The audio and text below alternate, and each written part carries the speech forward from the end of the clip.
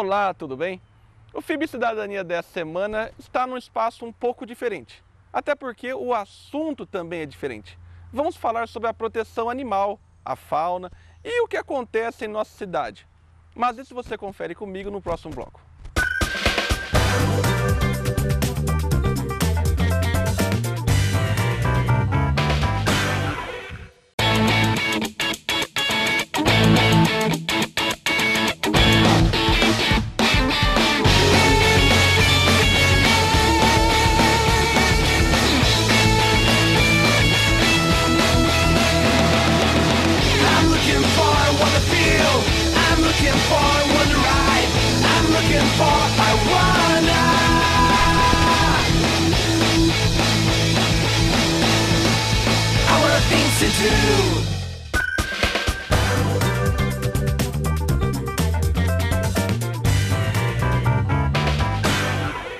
Estamos de volta com o FIB Cidadania. Ao meu lado, a bióloga, presidente da ONG Naturivite, Fátima Schroeder. Fátima, obrigado por aceitar nosso convite. É um prazer tê-la novamente aqui no FIB Cidadania e hoje num ambiente totalmente diferente, que é esse ambiente assim natural. Afinal de contas, nós estamos falando de natureza. Sim. Alexandre, a gente agradece mais uma vez a oportunidade de estarmos aqui com você, podendo falar um pouquinho mais sobre os animais, sobre a causa animal, sobre os problemas em relação aos animais que nós temos aqui em Bauru. Bom, da última vez que você esteve em nossos estúdios, nós comentamos muito sobre os problemas ambientais e houve alguma mudança, a nossa sociedade mudou, piorou, o que a ONG diagnosticou em relação a isso? O que a gente poderia começar a falar já de imediato, eu não diria invasão de animais silvestres que está acontecendo no ambiente urbano, eu diria uma ocupação. Ultimamente está tendo uma ocupação muito grande de animais silvestres que estão entrando, que estão adentrando, tomando conta das cidades, dos centros urbanos. Recentemente nós tivemos onças entrando no ambiente aqui da cidade, mais especificamente nas Nações Unidas, no Vitória Régia, uma onça que pesava míseros 17 quilos. Mas era um filhote. Pelo que eu soube, não era um filhote, tá? Poderia, talvez uma onça jovem, né? um animal jovem, adulto jovem, mas míseros 17 quilos. Então estava desnutrida, né? Isso, menos do que um cachorro de rua, digamos assim. Para uma onça é muito pouco. Esses animais estão vindo para a cidade devido a um problema seríssimo que está acontecendo aqui. O desmatamento desenfreado de grandes condomínios que estão se construindo nos arredores da cidade. Esses condomínios, eles estão, alguns deles ilegalmente. Nós tivemos o caso do Pamplona, né, que foi denunciado como um condomínio clandestino e que destruiu uma APA. Isso, podemos até citar como exemplo esse condomínio, mas de uma forma geral, condomínios estão se instalando ao redor da cidade e estão desmatando áreas que são habitats naturais de vários animais silvestres, como por exemplo onças, como por exemplo gambás. Tá.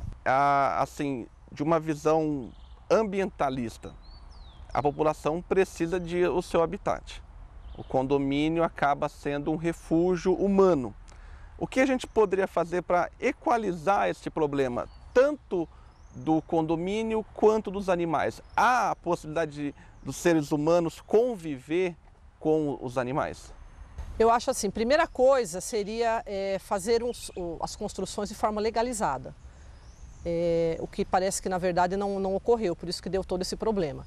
Então, havendo um equacionamento legal para que essas áreas sejam construídas, desmatadas e construídas, eu não vejo problema, porque sendo feito com sustentabilidade, com, digamos assim, com respeito à natureza, porque é difícil falar assim, né, ninguém vai poder construir mais, não é isso, mas eu acho que tem que haver um equacionamento da situação, né? Não simplesmente vai desmatando. Local ilegal, era uma APA, uma área de proteção ambiental, então já começou errado por aí. Tá. Para quem está nos assistindo e chegou agora, Eu estou com a Fátima Schuraider, presidente da ONG Natura e Vite. Fátima, você falou de APA e a gente ouve muito falar em APP. A APA quase não se ouve nos nossos noticiários, nos jornais, né? Qual que é a diferença da APA para a APP? De uma forma mais simples, a gente costuma falar APA, que é a área de proteção ambiental, de uma forma geral, para as pessoas terem mais saberem de uma forma mais rápida o que significa. É aquele local que é protegido por lei e que não pode, de alguma forma, terem construções, serem construídos ao Deus dará. É intocável a APA. Isso. Então, para as pessoas simplesmente entenderem de uma forma mais rápida e simples, a área de proteção ambiental é um local que é protegido e que não pode ser desmatado, não pode haver construções, é isso aí. E o que está acontecendo? Os gambás estão invadindo, não, eles estão ocupando os centros urbanos, fugindo do desmatamento, fugindo da fome, eles estão procurando abrigo e alimento nas cidades. Então, assim, nós tínhamos o problema da onça, agora nós temos o problema de gambás? Gambás. Os gambás, eles são mamíferos marsupiais.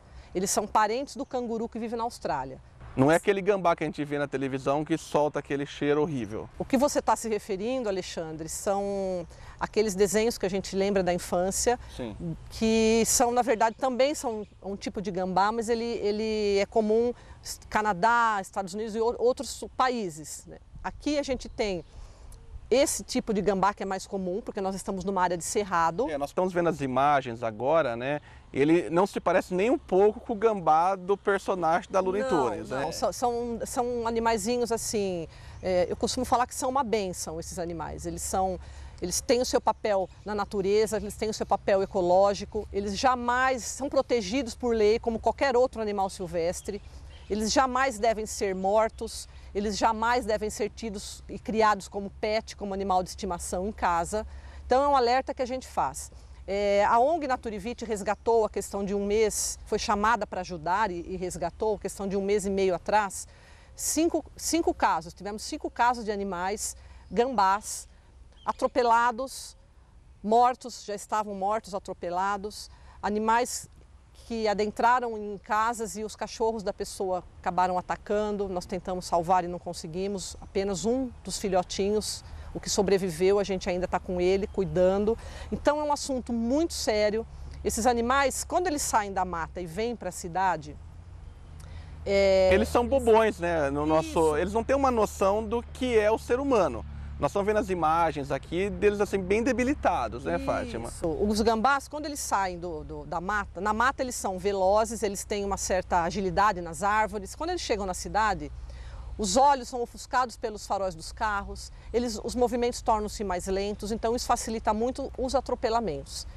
E fazendo um parênteses aqui, Alexandre, não é sempre, claro, a gente não pode usar isso como regra, mas pessoas acabam atropelando propositalmente, como fazem muitas vezes com gato e com cachorro. Dá para frear, dá para parar, dá para respeitar, mas as pessoas acabam atropelando. Mas por quê? Eles pensam que é rato? Nesse caso, acho que é por prazer mesmo de estar atropelando o animal. Não tem aquilo de falar, não, deixa eu frear, O lance de achar que é um rato, a pessoa está em casa, aí o animalzinho, o gambá, entra no seu quintal, aí ela acha que é um rato, pelo desconhecimento, pela ignorância. Então, muitas vezes, ela vai matar aquele animal com paulada, de uma forma muito cruel. E não justifica, nem se fosse um rato, a pessoa matar.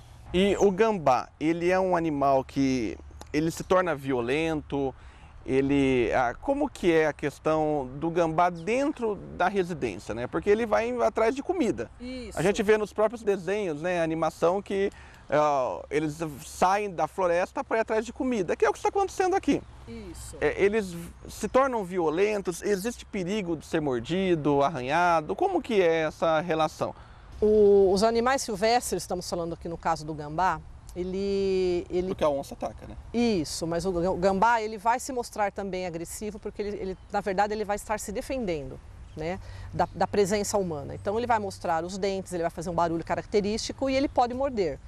Por isso que nós orientamos as pessoas que acharem animais silvestres como o gambá dentro do seu quintal, na sua casa, primeiro, se ela tiver condição de separar o cachorro, porque o cachorro vai atacar e vai matar. Porque vai pensar que é um bicho que está invadindo o espaço dele, né? Ele está na dele, ele é um animal que ele caça, então ele vai fazer por instinto. Mas a pessoa, se ela puder deixar para o dia seguinte, para ver se esse animal vai buscar a rua, se ele vai conseguir sair, caso ele não consiga, a pessoa deve ligar para a Polícia Ambiental, que é um órgão responsável em orientar e muitas vezes em capturar e dar destino adequado, voltar à natureza para esses animais. E algumas vezes até os bombeiros podem ajudar, mas em primeiro lugar a Polícia Ambiental. E esses animais, quando os cachorros, eles acabam atacando. Então é cruel porque dificilmente a gente consegue salvar. Uma das imagens, uma das fotos tem uma mãezinha que ela foi muito machucada, um dos filhotes já morreu na hora. Levamos para um veterinário para fazer todo o atendimento veterinário especializado, mas ela não sobreviveu 2 dias. Mas assim, por que ela está com os filhotes? Ela é que nem um macaco que carrega os filhotes nas costas, ou ela, como você falou, que lembra o canguru, né? Ela tem uma bolsa. Isso, eu vou te explicar já. A biologia desses animais, ela é fantástica. Ele é parente do canguru. É um marsupial, é um mamífero marsupial. O que significa marsupial? Marsúpio é o nome daquela bolsa. Então, uma pergunta que eu te faço. Você sabe o que significa a palavra gambá na língua tupi-guarani? Não. Acho que ninguém sabe, né? Na língua tupi-guarani, gambá significa mama oca. Por quê? Dentro do marsúpio, com aquela bolsa que está no ventre da mamãe gambá, ela carrega as tetinhas. E quando os filhotes nascem, eles nascem com cerca de 1 centímetro e eles são embriões ainda. Embriões. 1 centímetro é menor que a falange do dedo, né? Se a gente, exatamente, é muito pequeno. Se a gente pegar aqui, a falange do dedo é maior que 1 centímetro, é uma coisa muito pequena. Na verdade, são embriões, eles não são nem feto, eles começaram o seu desenvolvimento embrionário. E dessa forma eles nascem, migram para a bolsa e permanecem ali cerca de 4 meses até terminar o desenvolvimento. É como se uma criancinha, ao invés de esperar 9 meses, nascesse com 3 meses, ela vai estar como se fosse um embrião ainda, e terminar nessa bolsa, terminar o desenvolvimento dela. Só que quando dá esses 4 meses, eles ainda são muito bebês e não sabem se virar sozinho. Aí eles migram para o dorso, para as costas da mãe e vivem mais um tempo ali. Então ela é uma mistura de, assim, da bolsa do canguru com um macaquinho que fica nas costas. Né? O gambá, ele acumula essas 2 características para ficar mais fácil. A hora que a mamãe acha que ele já está apto para viver sozinho e buscar alimento sozinho, eles já se libertam, digamos assim. Mãe nenhuma abandona, né? Nem na floresta. E eles são onívoros, significa que eles comem de tudo. Eles comem pequenos insetos, pequenos roedores, frutas, raízes. E por isso que é muito comum... Come carniça também? Não. Áreas urbanas, a gente encontrá-los em cestos de lixo, porque eles estão procurando comida. Então, Alexandre, é cruel o que está acontecendo em Bauru por conta desses desmatamentos desenfreados, de forma ilegal. Está destruindo todo o habitat desses animais. E já estamos sofrendo com isso, porque eles estão ocupando os espaços urbanos, eles estão ocupando locais que não pertencem a eles, onde só tem crueldade, onde só tem maldade. E as pessoas precisam ser alertadas. Conscientizada, né? Acho que só alerta a gente fica... Nós vamos fazer o seguinte, nós vamos para um intervalo e na volta a Fátima vai contar um pouco desses problemas que a gente encontra todos os dias, falando de problema de falta d'água, o que o meio ambiente interfere, o que a ONG Natura e Vivite faz também sobre isso. Nesse ambiente tão gostoso, a gente volta já.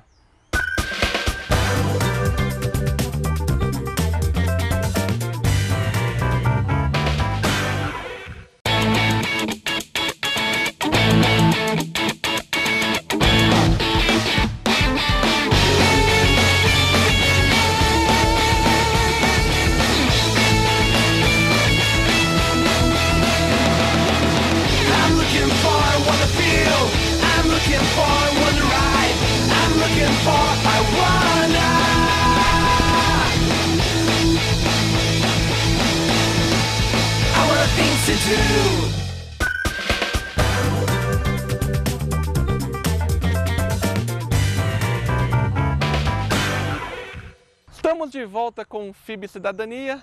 Ao meu lado, a bióloga Fátima Schreider, presidente da ONG Naturivide, que estava contando da questão de gambá.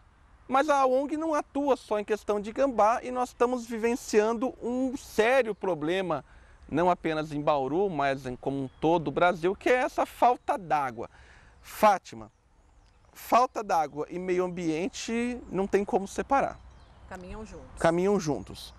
Desmatamento e falta d'água, um é consequência do outro. Sim. O que a gente pode constatar, alertar em relação a Bauru, porque o Rio Batalha tem sofrido muito. E o Rio Batalha, teoricamente, seria um pouco independente se tivesse uma proteção que a gente encontra na Europa, em países desenvolvidos, né? Nem tratamento de esgoto ainda, né? Nem ainda temos. E o nosso prefeito é ambientalista. Isso. Mas isso é uma outra história e as pessoas ainda continuam pagando por um tratamento, por um fundo que até agora não saiu. Cenas para os próximos capítulos. Isso, ou próximos anos, né? Isso. Vamos ver o que acontece. Mas o que a gente pode constatar e o que a ONG alerta, né, nessa questão tão séria que é a falta d'água? Voltamos um pouquinho, muito rápido, a falar da construção de condomínios. Com a construção de condomínios e de grandes obras, locais que têm mananciais, que têm rios, eles muitas vezes são assoreados, são prejudicados, são soterrados e acaba aquela nascente, acaba aquela água que tem que vai estar servindo, né, para a gente, para o futuro, e acaba acontecendo isso que a gente está vendo aí hoje, falta d'água. Uma outra coisa importante, não falando só do desmatamento, do assoreamento de nascentes e tal, mas outra coisa importante, na minha concepção, as pessoas, o bauruense, tem uma certa parcela, porque a gente está muito acostumado de ver rotineiramente, ouve dizer e até presencia pessoas lavando as suas calçadas. É a vassoura hidráulica. Isso, exatamente. Com água. Lavando o carro, bom, não precisa falar muito. A pessoa vai escovar os dentes em casa, vai lavar as mãos, escovar os dentes. O que acontece? A torneira aberta, fica 5, 10 minutos com a torneira aberta. Então isso já é um problema de educação, na minha opinião, dentro de casa. A pessoa não sabe nem a higiene básica, como que ela vai... É falta de educação mesmo, sabe? De você estar orientando uma criança desde pequena a como usar uma água, jogar um papel no lixo. Então a pessoa vai virar um adulto, ela vai varrer a calçada com água. Isso ela vai achar super normal. E ela não vai ter aquela consciência de que vou construir uma casa, eu vou colocar uma cisterna com água da chuva? Isso, um aquecedor solar. Não existe muito essa concepção ainda. A gente não poderia ter implantado isso nos conjuntos do Minha Casa Minha Vida aqui de Bauru? Afinal de contas, são prédios com telhados grandes, né? Não poderia ter sido implantado isso? Algo mais ecológico, alguma noção de sustentabilidade nessas casas, tentar fazer algo nesse sentido, né? E você tocou no Minha Casa Minha Vida, só fazendo um parênteses, a gente tem tido bastante denúncias em relação a animais abandonados por pessoas que saíram dos seus locais precários e foram para o Minha Casa Minha Vida. E largaram os bichos. E largaram os animais. Então, só fazendo um pequeno parênteses, né? Então, esses animais poderiam ter tido uma outra sorte. Infelizmente, são coisas que acontecem no nosso Bauru. Não só em Bauru, mas no Brasil inteiro, né? Não adianta... É que nós estamos falando, né, de Bauru, então a gente já tem muitos problemas aqui. Claro que muitos deles se extrapolam para fora, mas a gente já tem muitos para falar daqui que ficaria contando e contando só de Bauru. E não para. Fátima, nós estamos em cima do maior aquífero de água doce, que é o aquífero Guarani. Bauru poderia perfurar poços ou seria retirar esse reservatório d'água? O que a gente seria viável para acabar com esse problema da falta d'água, sabendo que o povo não respeita o meio ambiente? Primeiro, eu acho que tem que ter esse respeito, as pessoas têm que ter a consciência, né, de que essa água um dia vai acabar. Mas faria mal perfurar um poço? Para buscar outras fontes? Isso. Eu acredito que não. Poderia sim procurar, mas Não adianta só ir perfurando se não tiver uma consciência da população de como vai ser usado isso, porque vai acabar também em tempo curto e vai... Nunca nós tivemos uma escassez dessa, rodízio para estar usando água. Então a situação está realmente, daqui para frente, no meu ver, vai continuar, vai cada vez pior. E é um rodízio se tornou um racionamento, né? Exatamente. Não adianta. Modo de dizer rodízio. Porque se a pessoa não está recebendo, ela está sendo racionada. Não é rodízio. É um racionamento. É um racionamento. E o duro que demora tanto tempo para chegar, chega sem pressão. Ou só roda o ar, né? Ou só roda o ar, né? Departamento de ar e esgoto de Bauru. Isso, departamento. Gostei dessa. Afinal de contas, quantos que estão nos assistindo aqui, abre a sua torneira, está saindo ar. Vai no relógio da água, está girando. Então, é um departamento também vende ar. Aproveito para fazer o convite para o Dr. Giasone Cândia para vir para cá, para o Fibra Cidadania também, contar um pouco desse problema, né? É só ar que tem aqui em Bauru? É só água? Falta água? Quando vai ter esse problema? Quando vai solucionar? Mas voltando para cá, Fátima, você falou de animais abandonados. Uma castração em massa seria a solução? Isso é a solução em qualquer lugar. É a solução primeira, primordial, eficiente, que vai resolver os problemas. Infelizmente, em Bauru, a gente ainda não tem um projeto a este nível. E o que as ONGs e protetores independentes fazem é muito pouco. A demanda é muito grande, acaba sendo um trabalho de formiguinha, acaba sendo um saco sem fundo, porque o que a gente faz é tão pouco para estar em vista da quantidade de animais e do problema. E um cachorro nunca tem um único filhote. Um gato nunca tem um só, né? Isso. Então vai... A castração ela é importante, num primeiro momento, para evitar as crias. Isso é a básica, tá? Eficiência dela. Porém, a gente não pode esquecer que no caso das fêmeas, é importante também para se evitar tumores de mama em gatas e cadelas. Então, se o dono não castra, porque ele acha que é caro já uma castração, amanhã, quando aparecer tumores nessas fêmeas, a cirurgia vai ser muito mais invasiva, muito mais cara, muito mais risco para o animal do que se ele tivesse feito a castração. Então, a gente é só benefício as castrações. Agora, Fátima, para quem está nos assistindo e fala, eu quero castrar meu animal, né, o meu melhor amigo, a minha amiga, não vai ter câncer, não quero que sofra com isso, e eu também quero ter uma consciência. Como é que faz para procurar a Naturivit e fala, olha, eu preciso, Fátima, me ajuda?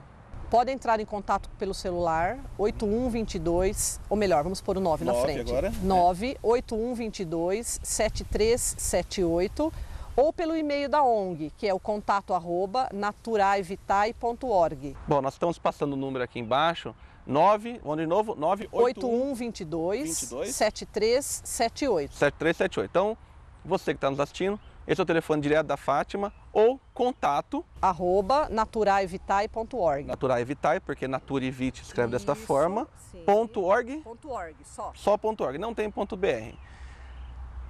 Em relação às questões assim de reflorestamento ou plantios de árvores, né, a Naturivit também tem os seus braços, né? A pessoa tem uma calçada e ela fala, eu não aguento mais aquela árvore. Faz sujeira. Faz sujeira, né? Agora no inverno, então, a coisa fica que entope calha, né? Qual é o aconselhamento da ONG?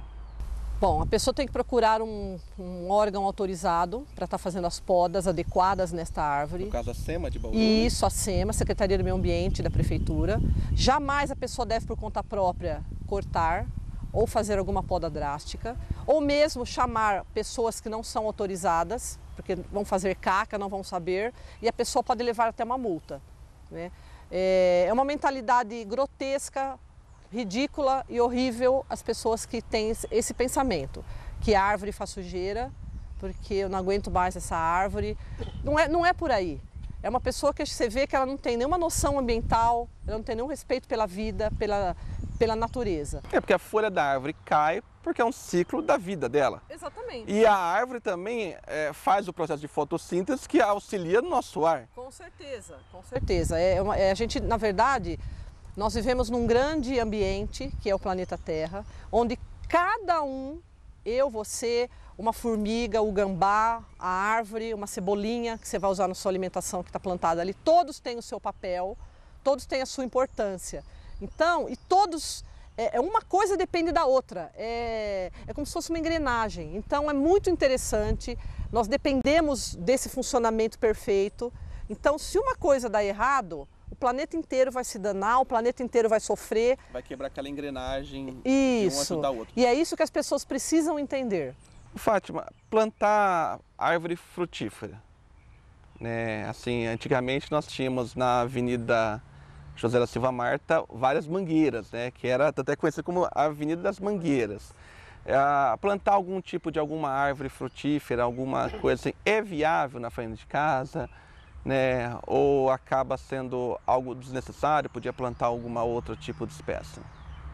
Eu, Fátima Naturivite, diria que é super bacana, super legal, levando-se em conta na frente da sua casa, tá?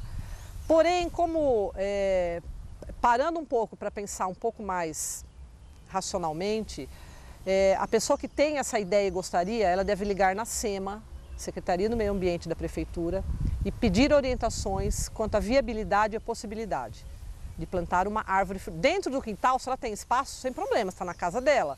Agora, fora, eu já não sei se porque ela planta e de repente não pode, não deveria, e aí vai ter que arrancar. Ou então, mais para frente, ter problema com o pessoal, com os vândalos, né? Aí é sofrimento para a planta. Então, antes dela pensar em plantar, por exemplo, uma goiabeira, tem árvores frutíferas, a maioria delas é de porte muito grande, então isso talvez prejudique a calçada. Então, entrar em contato com a SEMA e pedir orientações quanto à viabilidade ou não. Fátima, para quem está nos assistindo, gostou, fala, eu quero participar da Naturivite, eu quero ajudar, né? Ou então eu tenho um problema, como é que faz para poder somar a causa ambiental, que ultimamente está sendo tão difícil, né? Se quiser ser um voluntário da ONG e falar, olha, eu tenho a cara, o corpo e visto a camisa de ambientalista, como é que faz também? Pode procurar, a ONG aceita mais pessoas? Pode procurar, pode participar de várias formas, participando de eventos quando a gente faz eventos, ajudando com ração, com medicamentos, com vermífugos, porque apesar da ONG não ter abrigo e não recolher animais, nós fazemos um trabalho bacana com lares provisórios, ajudando outros animais, e que é importante esse tipo de ajuda sim. Então quer dizer que além da parte de denúncia, conscientização, vocês também auxiliam na manutenção dos animais? Isso. Cachorros, gatos, normalmente. Ou se você tiver algum alimento para doar, né? Quiser trazer para a ONG. Ração, cachorro, gato, você está dizendo? Qualquer tipo de alimento para cães e gatos. Isso, normalmente ração, né, de cachorro ou de gato. Vermífugos nós usamos muito, vitaminas. É o básico, muitas vezes quando a gente pega algum animal numa situação crítica, conseguimos interná-lo numa clínica ou um lar provisório, ele vai precisar de ração, ele vai precisar de medicamentos, então sempre é bem-vindo esse tipo de ajuda. Ok. Fátima, obrigado por ter aceitado o nosso convite. O FIB Cidadania, especial meio ambiente, num lugar tão agradável, tão gostoso, que poderia ser comum para os nossos dias, né? Com mato, com passarinhos, fica por aqui. Continue com a gente, mandando suas críticas, sugestões para tvfib@fibbauru.br. Até a próxima.